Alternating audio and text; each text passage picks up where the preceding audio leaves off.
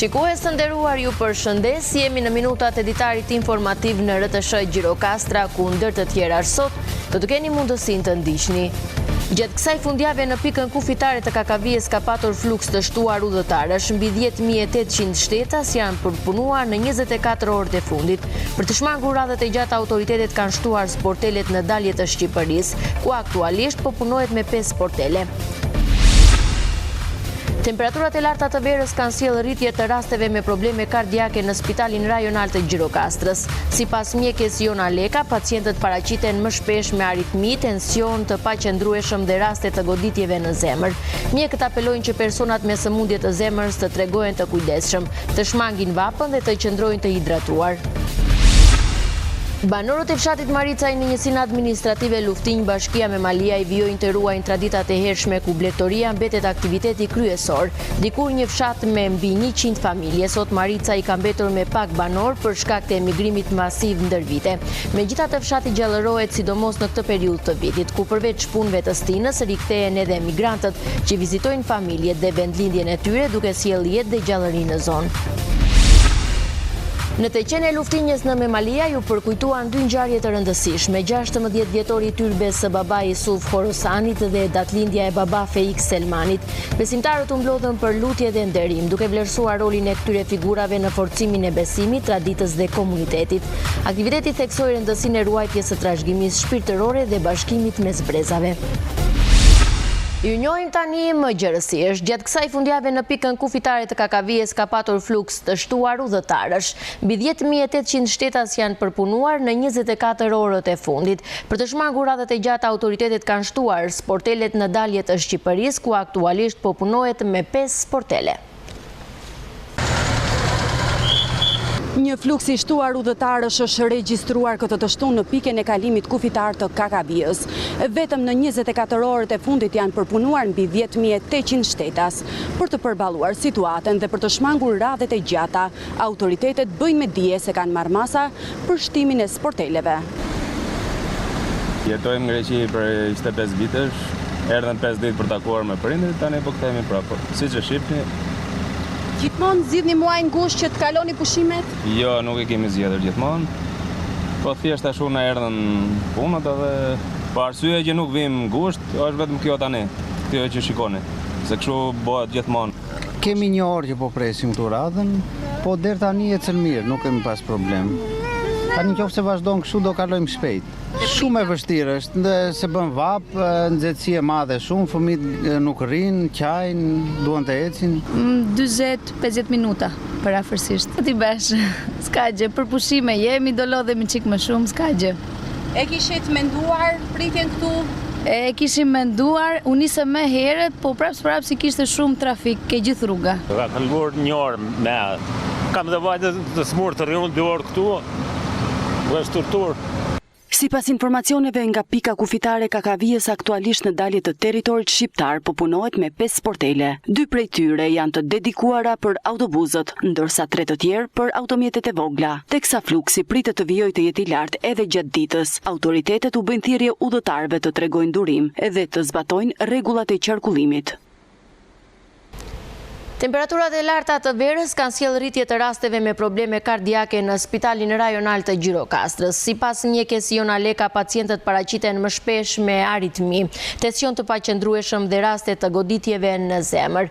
Mjekët apelojnë që personat me sëmundje të zemrës të tregojnë të kujdesshëm, të shmangin vapën dhe të qëndrojnë të hidratuar. Temperaturat e larta të verës po shoqërohen me një shtim të rasteve të sëmundjeve të zemrës në Spitalin Rajonal të Gjirokastrës. Sipas mjekes kardiologe Jona Leka, gjatë kësaj periudhe vihet re një rritje numrit të pacientëve që paraqiten me shqetësime kardiake, duke reflektuar ndikimin që i nxehti ka në organizëm, veçanërisht tek personat me probleme ekzistuese shëndetësore. Periudha e nxehtë e vitit ka ardhur edhe me një shtim të numrit të rasteve me sëmundje të zemrës ose me pasojat të tyre. Dua të them, kemi një rritje të numrit të rasteve për dita që shfaqen me aritmi, që shfaqen me problematika të tensionit, por edhe me goditje në zemër. Numri i rasteve me goditje në zemër, pavarësisht se janë trajtuar në mënyrë të suksesshme, ka ardhur në rritje. Mosha mbi 50 vjeç, në përgjithësi ka qenë një moshë që kujdesi edhe më parë, edhe tani duhet jetë i pranishëm dhe që sëmundshmëria është më e lartë. Por kemi një shfaqje të këtyre problematikave të zemrës edhe në mosha më të reja. Natyrisht që unë kam insistuar gjithmonë dhe vazhdoj insistoj te stili i jetesës, përveç faktorëve të jashtëm ambiental si temperatura e ambientit apo ushqimi që konsumojnë e tëra, shumë i rëndësishëm është regjimi ditor. Në urgjencë paraqiten gjithnjë më shumë raste me aritmi, luhatje të tensionit arterial, si dhe raste më të rënda që lidhen me goditje në zemër. Mjekët theksojnë se temperaturat e larta, dehidratimi dhe ekspozimi i zgjatur në diell janë faktorët që mund të përkeqësojnë gjendjen e pacientëve kardiak, duke rritur rrezikun për komplikacione serioze.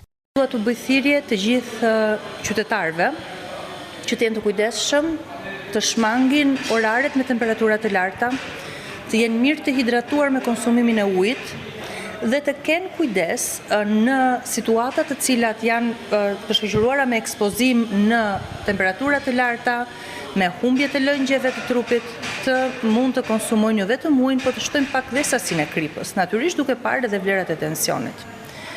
Natyrisht kujdes të veçantë duhet të kenë qytetarët të cilët tashmë kanë kaluar probleme të zemrës, të cilët janë pacientë të njohur për probleme të zemrës, pasi risku për ripërsëritje të problemeve të mparshme, përkeqësim të situatës aktuale, apo dhe shfaqje të sëmundjeve të reja mund të jetë i madh. Në mënyrë specifike referohen pacientëve që kanë kaluar një goditje në zemër, pacientëve të cilët kanë vendosur stente, pra unazën e anët e gjakut të zemrës, apo pacientëve që vuajnë nga aritmi që është menaxhuar me vështirësi nga terapia apo që ka patur dhe rrisje për jetën. Bluzat e bardha të Spitalit Rajonal të Gjirokastrës apelojnë që qytetarët, veçanërisht ata që vuajnë nga sëmundje të zemrës, të tregohen shumë të kujdesshëm gjatë kësaj periudhe. Ata këshillojnë shmangjen e daljeve në orët e pikut të vapës, marrjen e rregullt të medikamenteve dhe mbajtjen e trupit të hidratuar për të parandaluar përkeqësimin e gjendjes shëndetësore. Banorët e fshatit Maricaj në njësinë administrative Luftinj Bashkia me Maliaj vijojnë të ruajnë traditat e hershme ku blegtoria mbetet aktiviteti kryesor. Dikur një fshat me mbi 100 familje, sot Maricaj ka mbetur me pak banor për shkak të emigrimit masiv ndër vite. Megjithatë fshati gjallërohet sidomos në këtë periudhë të vitit ku përveç punëve të stinës rikthehen edhe migrantët që vizitojnë familjet dhe vendlindjen e tyre duke sjellë jetë dhe gjallëri në zonë.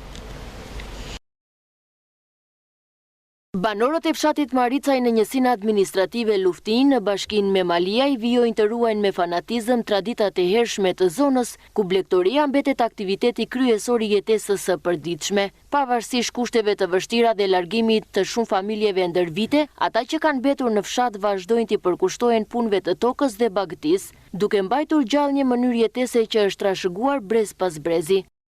Fshati Maricaj dem babadem ka qenë me tradita fshati mbledhur, i ka pasur tëra rekurset të mira, po tani ja ka të ndisur një 10-15 shtëpi, edhe ta ka ngejur, ta ka merren tani me blegtori edhe bujqësi po thuaj se zero fare. Këtu me fshati ka qenë aftësisht 100 banor dhe merren me blegtori, me gjallëri, kështu si se shikoni, fshati mirë, me tradita, me të tëra të mirat. Tani janë larguar banorët ca në Durrës, ca në Tiranë, ca ja përjashtë shtetit, kemi ngelur rreth 30 banorë. Blegtori kanë dhe produktet i çojnë në Baxho. Investime ka patur në fshat? Po, ka patur. Erdhi asfalti, na i bëri ai kryetari, po ja shkolla është këtu, po e mira është duan dhe një të ishte një shëndetësi e vogël. Uji është, po edhe shkollat ketë edhe një rregullim, një thurje më të mirë akoma. Sa fëmijë ka kjo shkollë? Po rreth një 12 po. Me kopësh, me shkollë, me të gjitha. Mblidhen nga fshatrat e tjera apo vetëm të fshatit? Po ka është edhe të Vagalatit. Fshati ynë është një fshat i mirë, fshat që ka pas popullsinë, ka pas 100 familje, po sot kanë arritur rreth 10 familje. Janë 10 familje. Është një fshat me tradita, fshat që mban blegtori, mban dhe bujqësinë, i bën të dyja blegtori bujqësi, por sot janë pak familje që i mbajnë. Janë mbi 3-4 familje që kanë blegtori. Dhe ta bujqësia nuk Bëhet, vinë kasapët nga rrethet, nga Vlora, nga Tirana, dhe i marrin, ndërsa qumshi qojnë në Ardhmadhe në Bagjo, është Bagjo në Ardhmadhe. Si familje janë 10-12 familje, si popullsi janë rreth 30 veta. Ata që janë ngellë, ca me blektori, ca me bujqësi, kaq. S'ka shumë njërës, pak jenë, shumë pak. Ku i shesin produktet sa që kanë blektori? Shumica e shpjenë Bagjo, në fakt, qumshti. Edhe atje përsa i bëjnë jo djathje, gjizje që i bëjnë. Marica i ka qenë një fshat me tradita? Po, me tradita të mira bile, me shumë të mira. Po tani kanë ikur, kanë metur pak edhe, po mirë, sa do që kanë ngelu pak, mirë. Kjo periudhë e vitit konsiderohet si më e bukura për banorët e Maricajt, pasi përveç angazhimeve të përditshme me punët e stinës, fshati gjallërohet edhe me kthimin e emigrantëve. Ata rikthehen për të vizituar familjet dhe për të kaluar kohë në vendlindje, duke sjellë jetë, kujtime dhe emocione në fshatin që ndonëse i vogël në numër banorësh, mbetet i pasur me tradita dhe mikpritje. Përpiqem të jem në çdo festë që bën fshatit, jem në pjesëmarrje, jati është vendi ku jam lindur, ku jam rritur, kam mall, takoj fshatarët me ata që jam rritur, kam qenë me shokët e mi të shkollës, takoj shoqen time pas 30 vjetësh. Po vinë emigrantët, po kanë ardhur, po si vjet jo, si vjet është gjëja më e mirë që po e bëjmë. Vinë emigrantë, bile kanë bërë edhe, ka familje që kanë bërë shtëpi. Kanë ndërtuar shtëpi, në fshat nuk kanë ardhur. Kanë nostalgji për fshatin? Shumë, kanë shumë nostalgji. Kthehen çdo vit në fshat? Kanë ardhur çdo vit, vinë çdo vit, edhe në çdo stinë.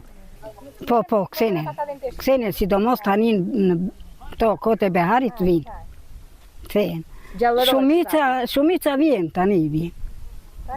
Ikin vinë në gusht edhe ikin në fundi shtatorit.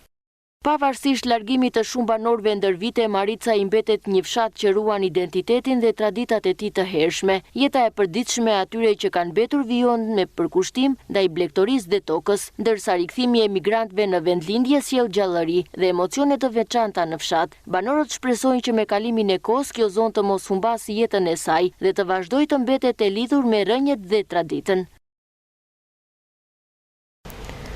Në Këlcyr, një zanat i vjetër vazhdon të jetoj falduarve dhe përkushtimit të mjeshtrit Hiqmet Mino.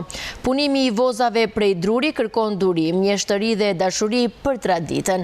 Në një kohë kur shumë zanate po harohen, Mino vijon ta ruaj këtë trashëgimi duke e përcjell nga një brez tek tjetri. Në Këlcyr, aty ku traditat ruhen brez pas brezi, një prej zanateve më të vjetra vijon të jetoj në duart e mjeshtrit Hiqmet Mino. Punimi i vozave prej druri kërkon durim, përkushtim dhe mbi të gjitha mjeshtëri. Në një kohë kur shumë prej zanateve tradicionale po harrohen, Mino vazhdon të jap formë drurit, duke ruajtur një traditë të hershme. Kam rreth 50 ca vjet dhe kam punuar me një brigat goxha të madhe, rreth 10-12 veta. Pastaj unë kam marrë vetëm këtë degë të vozeve të kohët e fundit. Pas vitit 90 fillova me punimin e drurit vetëm për voze, për berë, për aki, për djathë, për dybeqe, për këto puna. Dhe shikoj që interesi është i mirë. Këtu ka shumë kërkesa nga gjithë Shqipëria. Them drejtën, këtu vinë nga Shkodra, kanë ardhur nga Durrësi, Fieri, Saranda, Gjirokastra po e pose është do rajon këtu grupi ton, këtu janë të afërt, po që marrin pjesë në gjithë Shqipërinë, se artizanal janë të rrallë. Unë kemi pasur 2-3 shok që ata e kanë mbyllur, kanë ardhur sa të rinj tani, po se bëjnë domethënë me artizanal, punimet me artizanale, i bëjnë me specialitete të tjera. Vozat prej druri nuk janë vetëm një mënyrë tradicionale ruajtjeje për shumë produkte. Ato mbeten pjesë e rëndësishme e procesit të përpunimit, konservimit dhe shijes së veçantë. Në qoftë se çdo gjë, ndaq pijen, ndaq bulmetin, e mba në vozë druri, do të thosh se ke bërë gjën më të mirë për të kuruar veten. Për të kuruar veten, se çdo gjë, krip, aciditet, nikotinat, çka ndaç rakia, ndaç bulmeti, i thith druri. Dhe ti ajo që të ngelet e ke gjithmonë të pastër. Kështu që nuk ke fare problem, nëse e ke në dru, ndaç gjizën, ndaç djathin, ndaç ato bulmetrat e tjera, ullërat, kur i thoni gjirokastritët, dhe vera është e një llojt. Vera është e mirë të rri brenda në dru, edhe 20 vjet nuk e gjen gjë në druri. Për verën duhet është një dru lisi i butë ose bung. Ai është mbret i pies për verën. Kurse për bulmetret, zakonisht përdoret panja, përdoret au, përdoret dëllenja, përdoren këto të tjerat. Për Hiqmet Minon, ky zanat nuk është thjesht një profesion, është një traditë që duhet ruajtur dhe përcjell, sepse vlera e saj nuk matet vetëm me produktin që del nga duart e mjeshtrit, por edhe me historinë që mbart. Që duhesh mbështetur patjetër që nuk diskutohet, unë kisha edhe një kurs, një shkollë këtu, gati një 2 vjet e gjysmë, pata rreth një 20 veta që nga Lezhë, nga Durrësi, erdhën mësuan, mirë, morën goxha ashtu, po është zanat i rëndë dhe shikoj që nuk po e ushtrojnë. Vetëm njeri kam këtu në Këlqyr që kam bërë zanatçi të mirë vetëm për këtë punë. Ata më e mbaj dhe kur se punon në një punë tjetër, po vini e marr darkave këtu dhe dua ta specializoj mirë. Ai ishte. Kurse të tjerët morën në zanat, po ikën të tërkanikur. Ky është një zanat i pavdekshëm. Ky është një zanat që do duhet de babade le të kalojnë kohat, sa i pari nuk ka thënë kohë të vëre atë zanatin në stre, edhe do vi koha që duhet, dhe kjo është. Po zanati i drurit është gjë më kryesore. Edhe te dyert po të futemi, edhe te dyert që bëjmë, erdhi koha duhet druri. Në Këlqyr, druri vazhdon të marrë jetë në duart e një mjeshtri, një zanat i vjetër që nuk është dorëzuar kohës, por vazhdon të jetojë, të kërkohet dhe të përcjell një pjesë të traditës shqiptare nga një brez të tjetri. Në të qenë e luftinjës në Memalia ju përkujtuan 2 ngjarje të rëndësishme, 16 vjetori tyrbe së baba Isuf Horosanit dhe datëlindja e baba Feik Selmanit. Besimtarët u mblodhën për lutje dhe nderim, duke vlerësuar rolin e këtyre figurave në forcimin e besimit, traditës dhe komunitetit. Aktiviteti theksoi rëndësinë e ruajtjes së trashëgimisë shpirtërore dhe bashkimit mes brezave. Në të qenë e luftinjës në bashkinë e Memaliajt janë përkujtuar 2 ngjarje me rëndësi të veçantë për besimtarët dhe komunitetin. Njëra prej tyre ishte 16 vjetori tyrbe së baba Isuf Horasanit, një vend i shenjtë që prej vite shërben si pikë pelegrinazhi, lutjeje dhe reflektimi shpirtëror. Besimtarët e shumtë u mblodhën për të nderuar kujtimin e tij, duke ruajtur traditën dhe vlerat që kjo tyrbe përfaqëson ndër vite. Po në këtë ditë u përkujtua edhe datëlindja e baba Feik Selmanit, një figurë e njohur dhe e respektuar për kontributin e tij në shërbim të besimit, adheut dhe komunitetit. Të pranishmit vlerësuan jetën dhe veprën e tij, duke e kujtuar si një njeri që la gjurmë të rëndësishme në forcimin e vlerave shpirtërore dhe shoqërore. Ky vend është kthyer në një vend të shenjtë ku të gjithë ne gjejmë paqe, qetësi shpirtërore, ku ne vim çdo vit në këtë vend. Baba Feiku, edhe pse nuk ndodhet fizikisht me ne, ai jeton në zemrat dhe në mendjet tona të gjithë secilit për gjurmët e çmuara që ai ka lënë në gjithë, jo vetëm në zonën tonë, por gjithandej ku ai shërbeu. Unë uroj që siç jemi mbledhur sot, siç jemi mbledhur viteve të kaluar, kështu të mblidhemi çdo vit dhe këto festa të bukura, këto tradita, këto zakone kaq të mira të vazhdojnë ndër breza me radhë. Më lejoni t'ju falenderoj nga shpirti që keni ardhur sot në këtë vend të bekuar për Memaliajin dhe të gjithë Shqipërinë. Pranë kësaj tyrbe madhështore që ka sfiduar kohërat, duke shpërndar dituri, besim dhe shpresë.